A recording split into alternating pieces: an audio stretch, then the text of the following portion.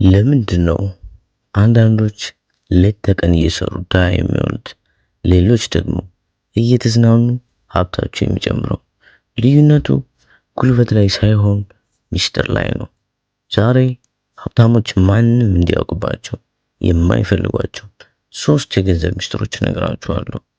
ሶስተኛው ሚስጥር የሁሉንም ሀብታሞች ህይወት የቀየረ ነው። አብራችሁን ቆዩ። ሚስጥር 1 ለገንዘብ አትስራ። አብዛኛው ሰው የሚማረው ለገንዘብ እንዲሰራ ነው። ሀብታሞች ግን ገንዘብ ለነሱ እንዲሰራ ያደርጋሉ። ይህ ማለት ፓሲቭ ኢንካም መፍጠር ነው።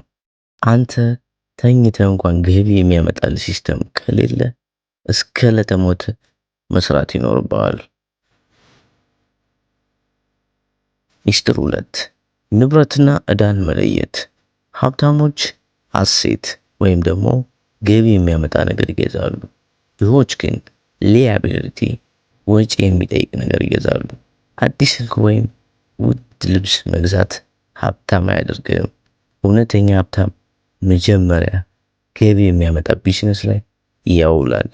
ከዚያም በትርፉ የሚፈልገውን ይገዛል። ሚስጥር 3 የጊዜ ኃይል። ገንዘብ ኢንቨስት ማድረግ ብቻ ሳይሆን ጊዜ መስጠት ወሳኝ ነው። ትንሽ ገንዘብ በረጅም ጊዜ ውስጥ ወደ ትልቅ ሀብት ይለወጣል። ትልቁ ሚስጥር ዛሬ መጀመር ነው። ዛሬውኑ ኔቨር ጊቭ አፕ።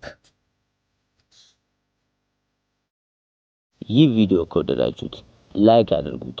እንዲህ ያሉ አነቃቂ ታሪኮችን ለማግኘት ስፓይሮ ቻናል ሰብስክራይብ ማድረግ እንዳትረሱ። በሚቀጥለው ቪዲዮ እስከምንገናኝ ቻው፣ ሰላም።